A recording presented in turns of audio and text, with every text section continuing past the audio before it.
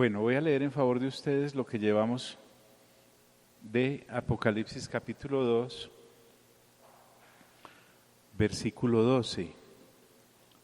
Sí, podemos empezar desde ahí. Y escribe al ángel de la iglesia en Pérgamo. El que tiene la espada aguda de 2 filos dice esto: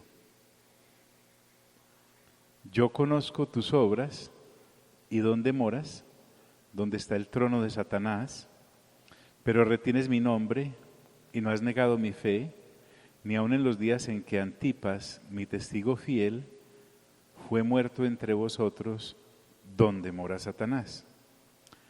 Pero tengo unas pocas cosas contra ti, que tienes ahí a los que retienen la doctrina de Balaam, que enseñaba a Balac a poner tropiezo ante los hijos de Israel, a comer de cosas sacrificadas a los ídolos y a cometer fornicación. Bien, ¿quiénes pudieron leer Números 22, 23 y 24? ¿Cómo nos fue? Sí, porque es interesante, como acabamos de leer, que el Señor Jesús, que es el que le dicta estas minicartas en Apocalipsis al apóstol Juan, ordena que le escriba al ángel, que ya sabemos que es el pastor.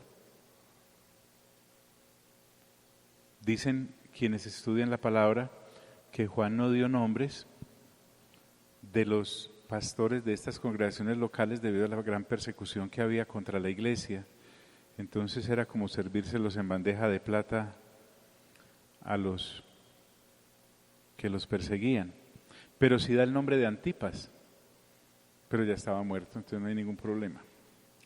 Y escribe al ángel de la iglesia en Pérgamo: el que tiene la espada aguda de 2 filos dice esto: Yo conozco tus obras y dónde moras, donde está el trono de Satanás, pero retienes mi nombre. Ya vimos a qué se refería con eso y nos dimos a mirar Filipenses para darnos cuenta de a qué se refiere el Señor Jesús cuando habla de su propio nombre.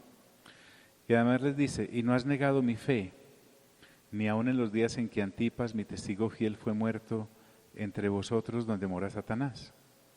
Y aquí viene: pero tengo unas pocas cosas contra ti, que tienes ahí a los que retienen la doctrina de Balaam.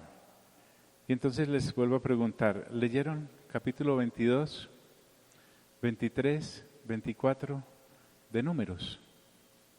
¿Sí? Muy bien. Entonces puedo ir un poco rápido.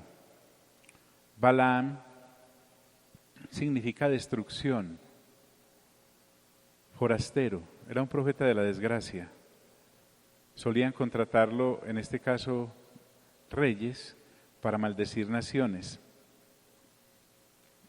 Era más tirando hacia brujo, porque recuerden que él mismo dice allá en Números que no hay hechizos ni encantamientos contra Israel. En otras palabras, lo que Dios ha bendecido, nadie lo puede maldecir. Hay muchos creyentes que por falta de lectura juiciosa de la palabra les dicen que les tiraron algún maleficio o tienen una racha de situaciones difíciles y piensan, entre comillas, que les están haciendo algo. ¿Sí? ¿Han escuchado eso? Es pura ignorancia, porque si a ti Dios ya te bendijo, no hay nadie que te pueda maldecir. Por eso le supliqué que leyeran Números 22, 23, 24. En mi lectura de esa parte de la Biblia pude ver algunas características de Balaam antes de que vayamos a mirar a qué se refiere esta doctrina. Era un tipo testarudo, porque cuando fueron a decirle que Balac lo contrataba, Dios le dijo que no fuera, pero fue. O sea, es ese creyente que de todas formas le pregunta a Dios, pero hace lo que le da la gana. Muchas personas son así, se mantienen de problema en problema. También era un hombre ciego al mundo espiritual, siendo profeta. A esta gente se le decían también videntes, se supone que veían. Sin embargo, no vio el ángel que estaba con la espada dispuesto a matarlo por estar desobedeciendo a Dios. Entonces, testarudo, ciego, necio, además, porque hasta la burra le habló. ¿Sabes que estamos hablando de que un cuadrúpedo le habló al profeta? Porque la burra sí estaba viendo al ángel. Y 3 veces lo salvó de que el ángel lo matara, presionando su pierna contra la pared que formaba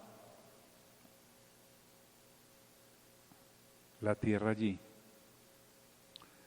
En cuarto lugar, un hombre con un amor al dinero, pues ese sí todo por la plata, porque usted distinguirá un brujo o un falso profeta que diga estar hablando de parte de Dios, porque cobra. Se le olvida que la palabra de Dios no tiene precio. De gratis recibimos, de gratis debemos dar, dice el apóstol Pablo. También era un hombre que celebraba falsos sacrificios. Recuerden que Balac lo llevó primero a una parte alta y le mostró todo el pueblo de Israel. Entonces no lo pudo maldecir. Luego él mismo, e hicieron algunos sacrificios de bueyes. Y lo llevó a otra parte en donde solo se veía un porcentaje del pueblo de Israel y tampoco los pudo maldecir. Y luego lo llevó a donde no había nada. Entonces vemos un hombre que por el dinero celebra falsos sacrificios y le hace creer a la gente que está hablando de parte de Dios. Es evidente que en sexto lugar, por ejemplo, era un hombre que luchaba contra la voluntad de Dios, porque ya él sabía cuál era la voluntad de Dios desde el principio, pero de principio a fin cree que le puede dar como, yo no sé, es tan fácil criticar, habría que ponerse en el cuero de Balaán o en la piel de Balaán a ver qué es lo que estaba pensando, pero yo creo que el amor al dinero lo cegó. Sí. Veía, obviamente, que Dios estaba en favor del pueblo de Israel, que no quería que lo maldijese, pero por ganarse la plata aconsejó a Balac. Recuerden que le dijo, Balac era el rey de Moab y parece que las moabitas eran muy queridas ellas, bonitas, y las puso a danzar delante de los hombres de Israel. Y eso hizo que los hombres de Israel tuvieran sexo con ellas, luego ellas, después de eso, los llevan a adorar ídolos o dioses paganos, y por esa sola cosa 24,000 de los israelitas murieron. 24,000. Todo esto lo estamos recordando para que miremos por qué el Señor Jesús trae en Apocalipsis, desde por allá, desde Números, ese ejemplo para hablarnos de la doctrina de este Señor, que a propósito ya muerto, siglos A, su doctrina seguía permeando el mover de Dios, el del pueblo de Dios. Finalmente Balán murió, porque recuerden que en Madián Moisés elige 1,000 personas o guerreros de cada tribu y los manda a luchar, y allí entre los que mueren, muere Balaán.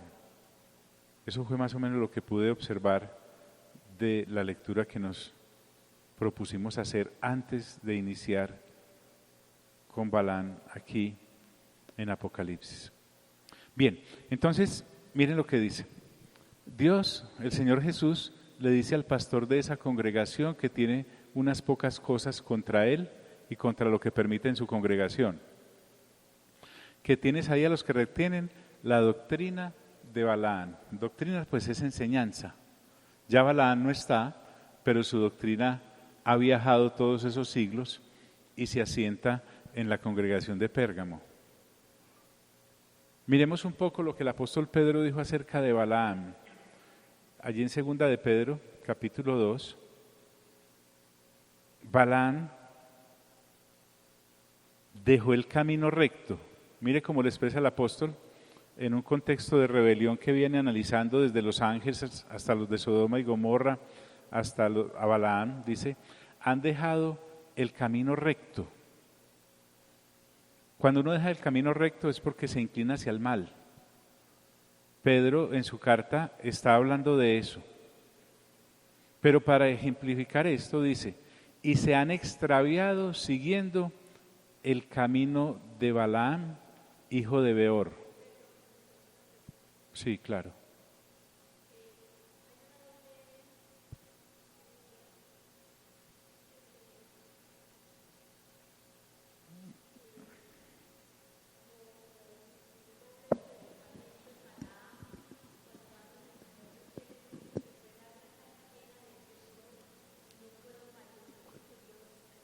Repite por favor, Martica. Cuando van los mensajeros, porque fueron varios mensajeros, él dice, me puede dar una casa llena de tesoros, Balac, y yo no puedo maldecir lo que Dios ha bendecido, pero mira que al final lo que él estaba interesado era en el dinero. ¿Cómo podemos mirar? Sí, así es. Es un hombre de doble moral. ¿No se puede servir a Dios? ¿No se puede servir a Dios? Y al dinero. Y al dinero. Entonces, dice Pedro allí, se han extraviado siguiendo el camino de Balaam, hijo de Beor. Judas, lo vamos a ver ahorita más adelante, me habla en ese mismo contexto de que se lanzaron por lucro en el error de Balaam. Entonces, mire, hay un camino de Balaam, ¿sí? Que lo vemos aquí en la carta del apóstol Pedro. Y vamos a ver en Judas que me habla del error de Balaam. El camino de Balaam es que ama más el dinero, miren, el cual amó el premio de la maldad. ¿Cuál era el premio que le estaba ofreciendo Balac a Balaam? Dinero, una recompensa. Entonces, él tuerce su camino, pero la real motivación para torcerlo era el amor al dinero. Bien dice el apóstol, raíz de todos los males es el amor al dinero, el amor al dinero. Por eso dice, el cual amó el premio de la maldad. Y Pedro nos narra la jocosa escena de desgracia de que a uno le tenga que hablar un animal. Dice, y fue reprendido por su iniquidad, o sea, por su mal camino, por su mal hacer, porque estaba abiertamente yendo contra la voluntad de Dios para maldecir a su pueblo.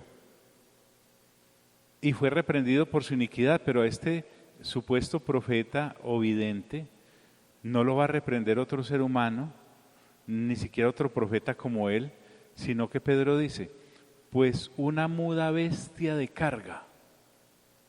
Es que las mulas no hablan. ¿Y cómo es que Dios le permite a esta mula hablar? ¿Pero de dónde acá? Y que le hable a un tipo que supuestamente ve. Entonces, no dejen perder que estamos en Apocalipsis, pero estamos buscando por las Escrituras el asunto de este señor llamado Balaam. Y de paso, tenga mucho cuidado a quién le presta oído, porque uno sabe muy bien quién va detrás de la plata. Otra cosa es que se quiera hacer el ciego. Pues una muda bestia de carga, hablando con voz de hombre, imagínate, refrenó la locura del profeta. ¿Y cuál era la locura del profeta? Ir a ganarse la plata que le estaba ofreciendo Balac, maldiciendo al pueblo de Dios.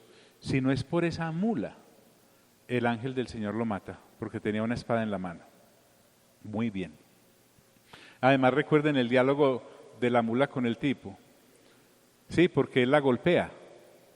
Cuando la mula se echa, cuando la mula le aprieta la pierna contra la piedra, él la golpea y la mula le habla y le dice, venga, ¿hace cuántos años yo le sirvo a usted? ¿Recuerdan ese diálogo? Pero es que es asombroso, da risa, pero es como para ir corriendo del susto. Y fuera de eso, de que le habla la mula, el tipo se pone a hablar con ella. Y le dice, no, pues nunca. A ese extremo llega la ceguera que produce el amor al dinero. Por amor al dinero se pierden tantas cosas. Bueno, veamos entonces, porque Pedro me habla del camino de Balaam. Miremos qué me dice Judas. En Judas, en el versículo 11, dice, porque Judas también está censurando en esos últimos tiempos que le tocaron a Judas y también nos compete a nosotros, cómo la rebelión se caracteriza no solamente en los ángeles que se rebelaron, no solamente en Sodoma y Gomorra por su perversión sexual, sino también vuelve y trae a Balaam, dice, y se lanzaron por lucro en el error de Balaam. Otra vez, el dinero, el problema en el pueblo de Dios. Entonces, Balaam, te recuerdo que quiere decir destrucción, por amor al dinero quiso maldecir al pueblo de Dios y no pudo. Volvamos a Apocalipsis.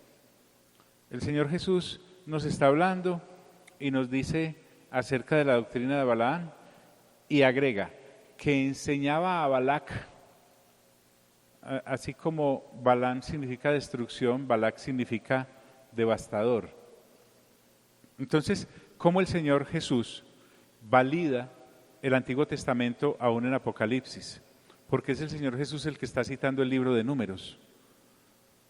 Y nos dice que enseñaba a Balac a poner tropiezo ante los hijos de Israel. La palabra tropiezo ahí es escándalo. La palabra tropiezo ahí es como cuando se colocan trampas o cepos para capturar una fiera. Es un lazo, es una trampa. Entonces, realmente hay una enseñanza que Balaam da. Y uno dice, claro, pero son los impíos. Pero es que el asunto está en que el Señor Jesús le está diciendo al pastor de la iglesia en Pérgamo que tiene esa gente ahí metida, dentro de la iglesia. Y les decía la vez pasada que la labor de un pastor está muy lejana de la fotico en la cual le acaricia las ovejitas solamente y se las pone acá en el hombro y las lleva y le lleva todos los caprichos porque hay ovejas más caprichosas que ve, ¿cierto? También está para defender, para matar a las fieras. David era pastor y para cuidar a las ovejas mataba osos y leones. Él no salía a decirle al león, vea don León, si le parece por favor entonces, pues se va. No, el asunto es que hay gente que hay que parársele de frente y si no hace caso, echarla, porque esas doctrinas no se deben tolerar en una congregación. ¡Ay, qué falta de amor! Por el contrario, es que uno no se puede poner a hablar con un león para mutilarlo, hay que echarlo. Que enseñaba a Balac a poner tropiezo ante los hijos de Israel. ¿Y para qué es el tropiezo? Pues para uno caer. Entonces él se quería ganar la plata, no los pudo maldecir, entonces le da la vuelta, llama a Balac aparte y le dice, sus mujeres, las moabitas, son bien bonitas, los hijos de Israel son bien alegres por las mujeres, me hace el favor, póngalas a danzar delante de ellos y verá cómo usted logra que ellos solitos se maten, que enseñaba, y de hecho murieron 24,000, que enseñaba a Balac a poner tropiezo ante los hijos de Israel. Entonces, es una enseñanza que te hace caer. Toda enseñanza debe estar validada por las Sagradas Escrituras.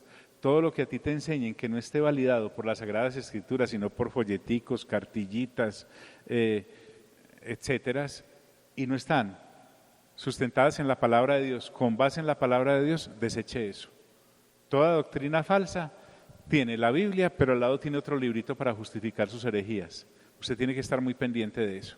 Así sea un manual de discipulado. Si ese manual de discipulado, usted guiado por el Espíritu Santo, se da cuenta que es para manipularlo, porque no le entregan directamente la palabra de Dios mejor. Bien, que enseñaba a Balac a poner tropiezo ante los hijos de Israel. ¿Qué más? A comer de cosas sacrificadas a los ídolos. Es que recuerden que la idolatría de los moabitas no solamente consistía en tener imágenes de esos dioses, sino que alrededor de eso se hacían reuniones para comer y para beber. Y eso lo hacían en libación y en honor a ese Dios. Y los hijos de Israel, después de acostarse con estas muchachas, participaron de ese culto idolátrico y además libaban y comían en honor de esos dioses. Por eso Dios se enojó. O sea, hay pecados que Dios aborrece. La idolatría es uno, pero le saca la chispa. El ocultismo es el otro. Como pecado de adivinación es la rebelión, le dice Samuel a Saúl cuando desobedece a Dios en 1 de Samuel. Entonces, ¿qué más le enseñó Balaam a Balac? Y ellos llegarán y díganle a sus mujeres que les ofrezcan esas cosas sacrificadas a los ídolos. Y además, entonces llevamos dos cosas. La primera, poner tropiezo. La segunda, idolatría. Y esta, y acometer fornicación. En este caso, estamos hablando de una fornicación idolátrica. No solamente en la época de Balaam, sino en la época del apóstol Pablo y aún en la época de Apocalipsis y hoy en día, ¿por qué no? Se practica una cosa que llama la fornicación idolátrica, en donde en esos templos paganos hay mujeres que prestan servicios sexuales religiosos a los feligreses de esos respectivos templos idolátricos. Eso ocurría en Pérgamo. Recuerden en la introducción, Pérgamo era una ciudad que quedaba sobre un montículo de unos 300 metros y estaba llena de templos. Allí estaba la Acrópolis, era conocida como la ciudad de los muchos templos. Había un templo para cada cosa. Parecía la Atenas en la cual Pablo estuvo allá en Hechos capítulo 17. Entonces, practican la fornicación idolátrica en esos templos paganos y las mujeres les prestan esos servicios sexuales en esos templos y eso estaba ocurriendo en Pérgamo. En Pérgamo ocurría que los hermanos estaban dentro de la congregación cristiana de Pérgamo, pero como la ciudad estaba llena de templos paganos, iban y participaban bien también de esos eventos, entre comillas, religiosos y de orgías sexuales. A eso es que se refiere el Señor Jesús. Y vuelvo al punto, el que está hablando es el Señor Jesús, pero también podemos traerlo a nuestra época. Y entonces Dios nos está hablando que el pecado de idolatría sigue vigente. ¿Sí? Que sacrificar o pagar promesas, o libar o comer por esos dioses sigue siendo vigente como pecado y aboga por la santidad sexual. Esto es muy importante. ¿Por qué? Porque lleva a la muerte. ¿Murieron cuántos les dije? 24,000. Y el mismo Balaam muere porque Dios no se guarda nada. Es que Dios sí hace justicia sobre el pecado de su pueblo allá en Números.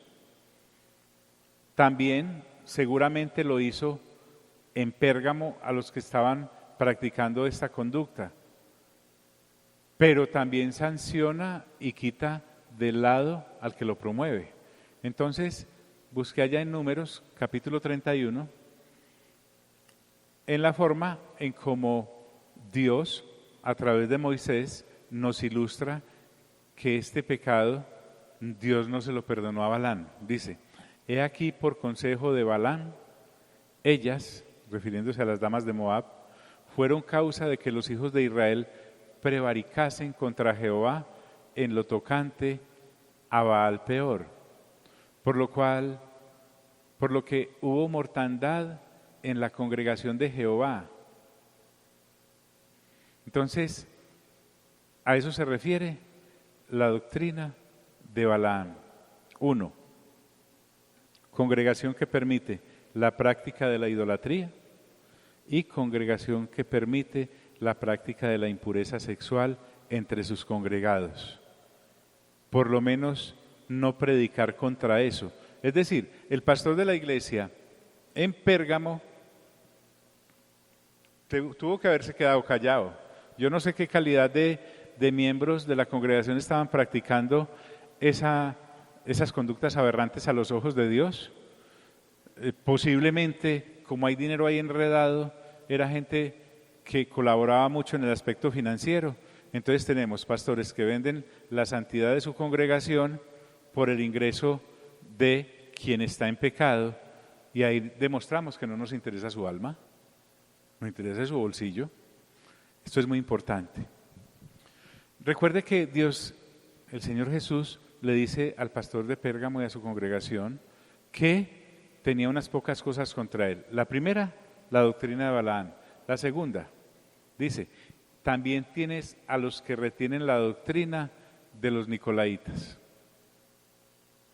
En Éfeso, el Señor Jesús le dice al pastor de Éfeso y a la congregación, y los alaba porque también ellos aborrecen a los nicolaitas, pero aquí en Pérgamo los toleran. Y mire que también me habla de doctrina, la enseñanza. Es que tenemos que cuidar tanto lo que escuchamos. El apóstol Pablo dice en 1 Corintios capítulo 15, las malas conversaciones dañan las buenas costumbres. Y en el ejemplo allí de 1 Corintios capítulo 15, está hablando de una doctrina falsa acerca de la enseñanza de la resurrección. Entonces, la doctrina es muy importante. Las enseñanzas que escuchamos son muy importantes. Hay personitas que creemos que podemos escuchar de todo, pero muchas de esas cosas pueden dañar nuestra alma. Entonces, además de los que tenían la doctrina de Balaam ya muerto hace 100 siglos, resulta que también tenían a los que retenían la doctrina de los nicolaitas. Retener ahí es importante, recuerden que lo explicamos. Retener es no dejar ir. Sí, como cuando Amanda retiene a Carlos Alberto para que no se vaya.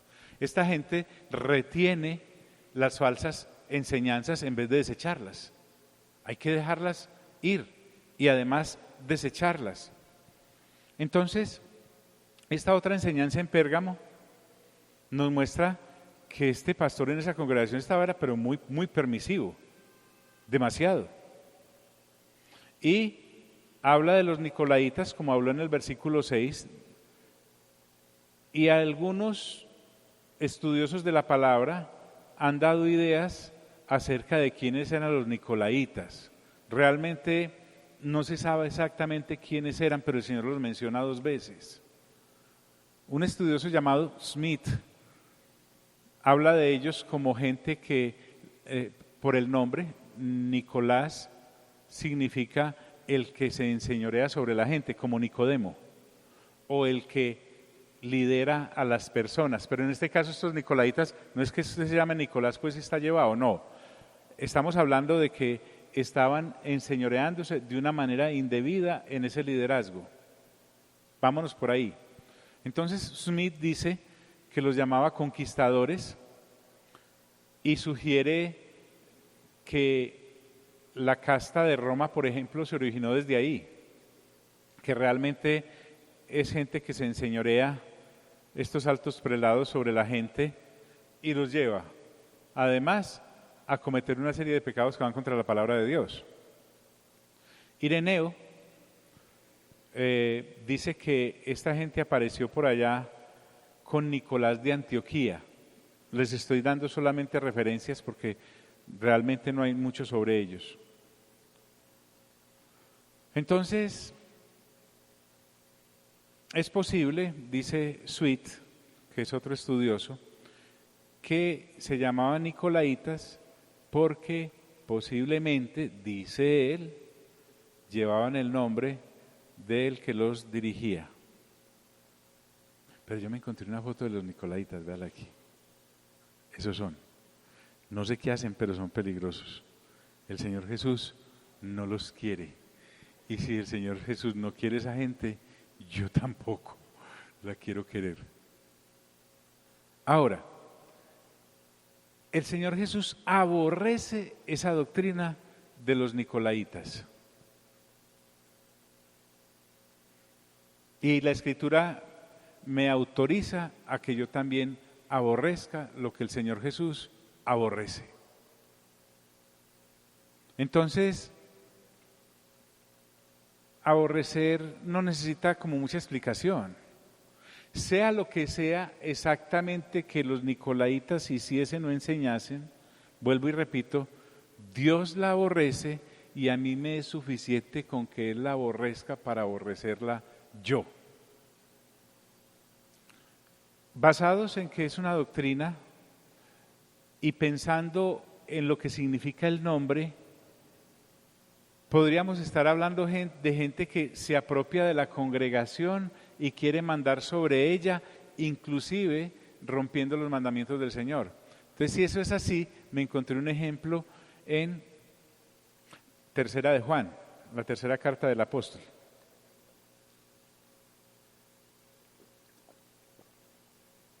En el versículo 9 dice el apóstol Juan, miren un posible Nicolaita. Yo he escrito a la iglesia, está hablando Juan, pero Diótrefes,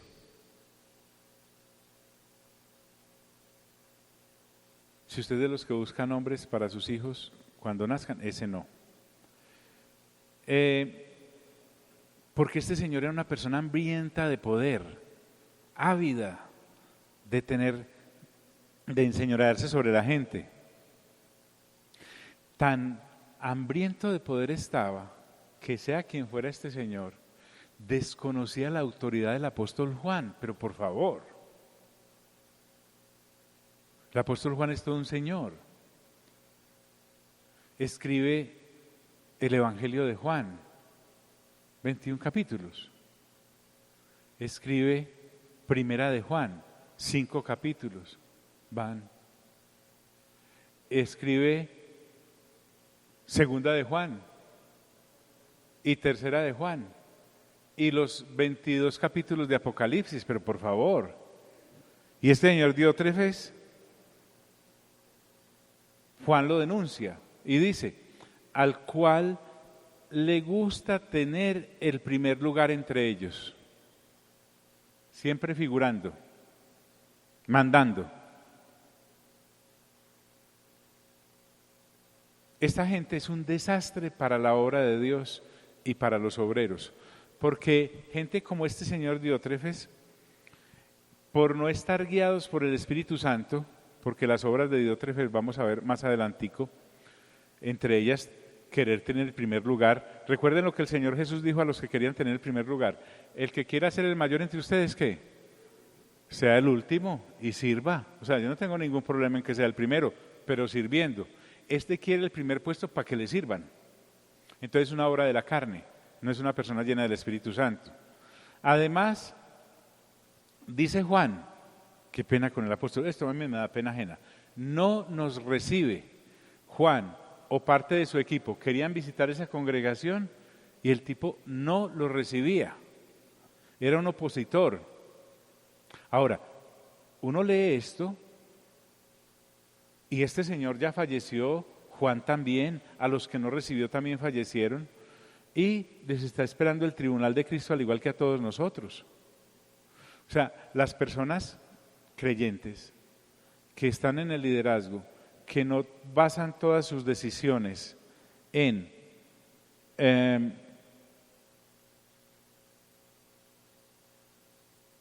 que yo voy a pasar por el tribunal de Cristo,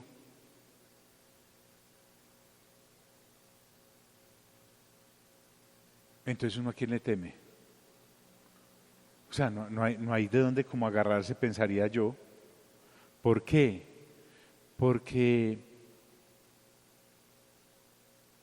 hoy, leyendo el Antiguo Testamento, me descubrí un versículo que estaba buscando hacía días y se me había olvidado dónde estaba. Está en Primero de Reyes 8:46 y dice: no hay ser humano que no peque. Y eso lo respaldamos con Primera de Juan capítulo 2 versículo 1, que dice: si hemos pecado, abogado tenemos. Entonces uno tiene que andar muy livianito, porque el mejor de nosotros peca. La única diferencia que nosotros tenemos con respecto a los que no son cristianos es que nosotros somos pecadores perdonados, ellos no. Y en esa condición estuvimos muchos de nosotros. Pero gente que obra como este Diótrefes no es una persona guiada por el Espíritu Santo, porque no recibía al apóstol ni a los que enviaba. No reconocía a Juan, iba a reconocer su equipo. Hay gente parecida a este Diótrefes. Por ejemplo, hay un Alejandro el Calderero en 2 de Timoteo, capítulo 4, versículo 14 y 15. Cuando lea, por favor, el Nuevo Testamento, como el Señor nos ha indicado que lo leamos, préstele atención a esta clase de personas. Ahora, Juan, ¿qué dice? Por esta causa, porque no es que Juan dijera: no, el Señor lo reprenderá, el Señor verá qué hace con él, al fin y al cabo la iglesia de él. No. Juan sabía que era ser un pastor también. Por esta causa dice: si yo fuere, además qué pena, es un hombre anciano también ya. Es decir, cuando yo vaya allá, recordaré las obras que hace, parloteando, ahí es hablar en voz alta, porque creen que gritando se solucionan las cosas, con palabras malignas contra nosotros. Es decir, es gente que se mantiene denigrando de los ministros como Juan y de su ministerio. Usted me dirá: Johnny, es que hay gente así. Pero por favor, uno lee 1 de Corintios y en 1 de Corintios se da cuenta que Pablo, que había fundado la congregación en Corinto, la gente en Corinto hablaba mal de Pablo. ¿Por qué? Porque querían justificar a ciertos falsos apóstoles que les cobraban por predicar el evangelio mal predicado, que además era un evangelio falso, y consideraban que Pablo era una persona de menor rango porque no les cobraba, sino que les llevaba el evangelio de gratis. Señor. Sí, y los sacaban al frente y los golpeaban. Entonces Juan le dice a la congregación que cuando vaya va a poner a Diótrefes en su lugar. Recordaré las obras que hace parloteando con palabras malignas contra nosotros. Y es que no paran. Y no contento con estas cosas, como que les fascina acumular ascuas sobre su cabeza para el día del juicio, no recibe a los hermanos. O sea, no recibía a Juan, no recibía a sus comitivas y no recibía a otros hijos de Dios y les negaba la entrada a la iglesia. Pero había gente dentro de la congregación que sí los quería recibir, y mire lo que hacía con ellos. Y a los que quieren recibirlos, se los prohíbe. Y como si fuera el amo y señor de la congregación, mire lo que hace de Diótrefes, los expulsa de la iglesia. Feo eso. Entonces yo también aborrezco a los nicolaitas. Sí. John, ¿a usted le ha tocado echar gente así? Sí, a varios. Bueno, el Señor Jesús continúa allá en Apocalipsis capítulo 2. Y después de haber hablado de estos obreros, diría yo, del diablo, como Diótrefes y como los nicolaitas y como los de la doctrina de Balaán, sí, porque el que no le sirve al Señor, pues le sirve al diablo. No hay lugar neutro. o yo soy de Dios o soy del diablo, soy hijo de Dios o soy hijo del diablo.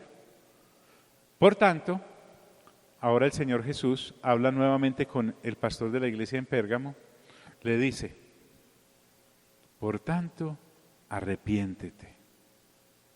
Es decir, por lo de la doctrina de Balaam y por lo de la doctrina de los nicolaitas, al pastor de Pérgamo Dios le dice, arrepiéntete.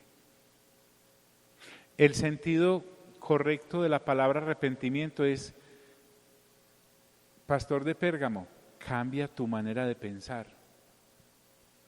Porque cambiando tu manera de pensar, vas a cambiar tu manera de actuar. Y cambiando tu manera de pensar y de actuar, vas a cambiar tu manera de vivir. Pero yo iría más allá y diría, si el Señor Jesús a mí me está diciendo que me arrepienta, ¿uno se arrepiente de qué?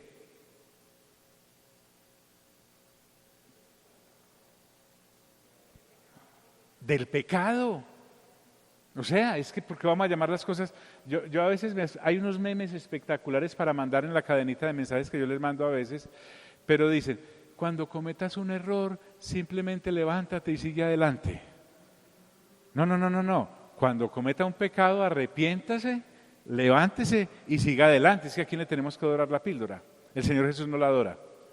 Por tanto, arrepiéntete. Porque es pecado, pastor y congregación de Pérgamo, lo que ustedes allí están practicando al permitir la doctrina de Balaam y la enseñanza de los nicolaitas y tolerarla. Eso es pecado. Ahora, ¿de quién es la iglesia del Señor? Del Señor, ¿cierto? No es del pastor, ni es de los miembros de la iglesia es del Señor. Entonces ese Señor, que es dueño de la iglesia, dice, por tanto arrepiéntete, pues si no, vendré a ti pronto. Es decir, la sanción para esta congregación en Pérgamo se hace inminente. El llamado de atención y reconvención para ese pastor y para los promotores de la doctrina de Balaam y la enseñanza de los nicolaitas y para los seguidores de esas prácticas. Entonces, ¿cómo va el Señor a venir? Pues con su juicio, allí en la congregación en Pérgamo. Pero además, mire cómo viene. Y pelearé contra ellos con la espada de mi boca. Recuerdan que en la presentación Él les dijo, escribe al ángel de la iglesia en Pérgamo, el que tiene la espada aguda de 2 filos, dice esto. Interesante que el Señor Jesús no viene a Pérgamo a castigar a los que van a los templos idolátricos y son paganos. Él viene a castigar a los que van a los templos idolátricos y son cristianos. Él viene no a castigar a los sacerdotes, porque recuerden que también había 3 templos a 3 emperadores diferentes allí en Pérgamo. A los ministros de allá, Él no va a castigar a esa gente. Él viene a castigar a los que, estando dentro de la congregación en Pérgamo, vivían en esas 2 aguas. A veces aquí, a veces allá. Pelearé contra ellos guerrearé contra ellos. Yo mismo voy a defender mi iglesia, porque mis encargados mediocres no lo están haciendo. Esto es delicado. A mí, sinceramente, ser pastor es una cosa muy, muy delicada.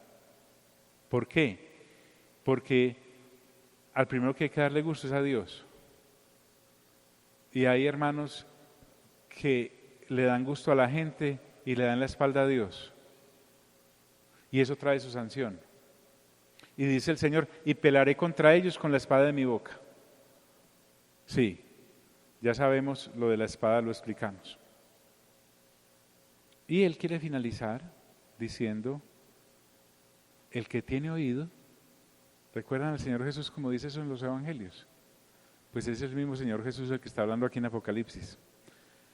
Oiga lo que el Espíritu dice a las iglesias. Recordemos que el Espíritu Santo es Dios. También es conocido como el Espíritu de Cristo o el Consolador, como lo llama Juan en su Evangelio. También es conocido como el Espíritu de Dios. Entonces, el Señor Jesús, que es Dios, ¿quién es Dios? Y el Espíritu Santo, ¿quién es Dios? Con esta revelación que desde el capítulo 1 ya nos dijo que el Padre le entregó al Señor Jesús para que le entregara al ángel, para que le entregara a Juan, para que le entregara a nosotros. Dice que lo que acaba de decir el Señor, del versículo 12 al 17, también el Espíritu Santo se lo dice a las iglesias. A ver, les pregunto por ubicación, ¿dónde está el Padre Celestial en este momento? ¿En dónde? Sí. ¿Pero dónde? En el trono. Muy bien. ¿Y quién está al lado? ¿Y dónde está el Espíritu Santo? Con nosotros. Juan dice que el Espíritu de consolación estará en nosotros y con nosotros. Entonces, el Señor Jesús está hablando esto desde el tercer cielo, aquí hace 2000 años, porque Él ya ascendió y está sentado a la diestra de Dios, capítulo 4 y capítulo 5 de Apocalipsis. Y en la tierra el Espíritu Santo dice que también le está diciendo eso a las iglesias. ¿A cuáles iglesias? Pues a la de Pérgamo, que es a la que le está dirigiendo inicialmente esta carta, pero el plural de iglesias también es para las otras 6 que aparecen en el capítulo 2 y 3 de Apocalipsis, pero este plural también nos afecta a todas las iglesias locales hasta que estemos frente al retorno del Señor. O sea que la enseñanza también es para nosotros. Sí, en ese orden de ideas, el Señor Jesús pues les ha hecho reconocimiento a los de Pérgamo por lo que hacen bien, que son buenas cosas, les ha hecho reconvención por lo que hacen mal, la doctrina de los Balaam y la enseñanza de los Nicolaitas, y ahora les hace una promesa: al que venciere. Es decir, a los que en Pérgamo no participan de los banquetes paganos de Balaam, que incluyen idolatría y fornicación, y tampoco estaban involucrados con los Nicolaitas. Al que venciere se está refiriendo a esa gente seria a nivel bíblico que fundamenta su vida en lo que dicen las Sagradas Escrituras y no las doctrinas de moda. Y a esos que vencen el no caer en esas tentaciones de esas falsas doctrinas, les recuerda que para vencer hay que participar activamente en no dejarse vencer, porque es que seguramente muchos creyentes, o varios por lo menos en Pérgamo, sí se habían dejado vencer por estas doctrinas paganas que estaban en la congregación y participaban además de lo pagano. Pero al que no, es decir, al que venciere, dice el Señor Jesús, daré a comer del maná escondido.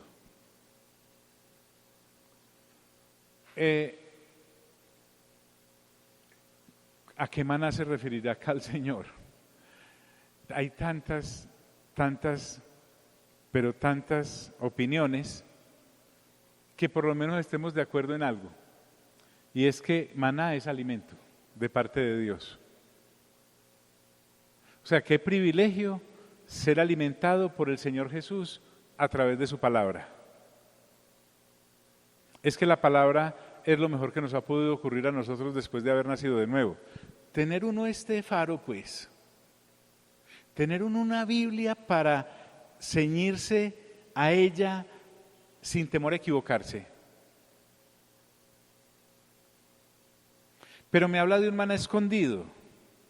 Miren las teorías que hay, no me identifico con ninguna, pero hay que mencionarlas, porque se trata de que tú las sepas. Al escuchar la grabación, seguramente lo asimilarás más. Algunos dicen que se refiere al maná del Antiguo Testamento, el que caía todos los días para los israelitas, a excepción del sábado. Y pues esa, por ejemplo, la veo como difícil porque, si ustedes se acuerdan, en el Arca del Testimonio tenía que estar las tablas de la ley, la vara reverdecida de Aarón y el maná. Pero por ejemplo, en Primero de Reyes capítulo 8, en donde ya Salomón construye el templo, en el arca ya no están sino las tablas. No sé qué pasó con la vara y con el maná, pero ya no estaban. Pero algunos dicen eso. Otros dicen, no, el maná actual son los dones espirituales que la iglesia recibe a través de la persona del Espíritu Santo. Entonces está refiriendo al amor, al gozo, a la paz, la paciencia, la benignidad, la bondad, la fe, la mansedumbre y la templanza. Pues a mí no me parecen tan escondidas esas virtudes que nos ha dado el Señor. Otros dicen, no, el maná es la comunión íntima que cada creyente tiene con Cristo y esa comunión le alimenta el alma. Esas son las tres cositas. En todo caso, que a los que venzan les va a dar a comer de ese maná escondido, se los da, porque el Señor Jesús no dice mentiras. Pues yo no lo he pillado en la primera. Bien. Y además de eso, del maná, dice, y le daré una piedrecita blanca. Otra vez, Él se compromete a darle directamente a los creyentes algo que Él le quiere dar y lo llama la piedrecita blanca. Hay también muchas cosas acerca de la piedrecita blanca. Yo les voy a decir qué es lo que dicen acerca de la piedrecita blanca. Unos dicen, Charles, por ejemplo, dice, es la piedra que usaban los jurados cuando absolvían al reo. Entonces es una especie de piedrecita, dice Charles, con la cual el Señor absuelve a los creyentes que venzan. Bueno, eso dice él. Otra, era una piedrecita que capacitaba al que la recibía para ir a divertirse gratis en las asambleas reales, y ocurría así, era como una especie de licencia que le daban a los soldados sus respectivos generales o reyes. Y aquí, desde luego no es para ir a parrandear la piedrecita que el Señor da, sería como una especie de boleto para una especie de fiesta celestial que el Señor va a hacer. Esa es otra posición. Hay una que me parece tan simpática, miren esta. Los judíos tienen una tradición que dice que cuando cayó el maná allá, en el Antiguo Testamento, juntamente con el maná cayeron algunas piedrecitas preciosas y ese es el famoso maná escondido. No sé, a mí no me ha tocado. Otros más serios dicen, no, el maná se refiere a las piedras preciosas con las que se decoraba el efod del sumo sacerdote. Otros dicen que es una piedra blanca que era señal de ser muy feliz. Y yo me acordé de una, esta sí póngamela a mí porque no sé dónde la leí, otra cosa que no sé dónde la leí, pero la leí. Era una piedra que tú y yo hacíamos un negocio y tenías que reclamar el dinero luego. La persona que la partíamos y la persona que me trajera la mitad y enchazara, a esa le entregaba el importe del negocio. Bueno, el asunto ahí se los dejo a ustedes, si lo disciernen me lo dicen y los incluyo acá en la próxima enseñanza de esto. Ahora, el asunto no es tanto la piedra, porque dice, y en la piedrecita escrito un nombre nuevo. O sea que no es la piedra sola. Ahí va a estar escrito un nombre nuevo, tal vez por su calidad.